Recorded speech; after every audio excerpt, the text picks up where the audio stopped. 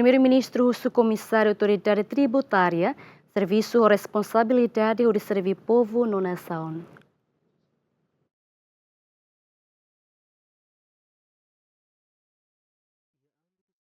Assinatura termo aceitação no possível Komisáriu Autoridade Tributária FON Quintané, Primeiru-Ministru Kairala Sanana Guzmão, husu Komisáriu Autoridade Tributária FON, atu presta serviço nebedia com responsabilidade do povo no nação. Preciso ter isso muito.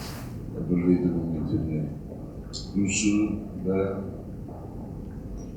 Comissário do Serviço de Fato Popular, husu Orientamento e no mercado destino nacional. Agência CNB há muito boime, há monitorização, controle, funcionamento do serviço de guarda, também mercado, RAM, União do Estado, Nicodemus, desempenho de no serviço de lava e minuto de funcionários financeiros.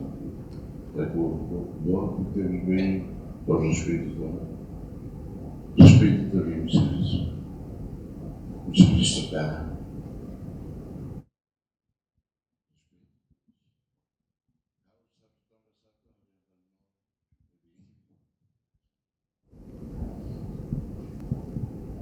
Serviço de povo memórias, Estados memórias, nação e de lá de PT. Fundamentalmente.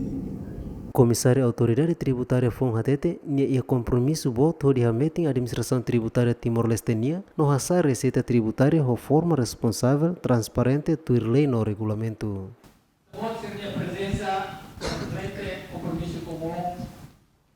Obviamente, questa nuova amministrazione tributaria timor-leste administra nossa receita tributária de forma, de maneira responsável, no transparente, do lei no regulamento em vigor.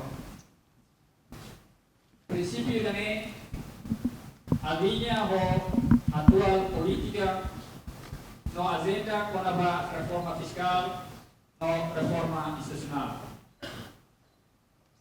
Exemplo, melhora a administração no sistema tributário, onde havia prestação de serviço público, especificamente estimado o contribuinte CIRA, a do serviço CIRA, o justo, eficiente e eficaz.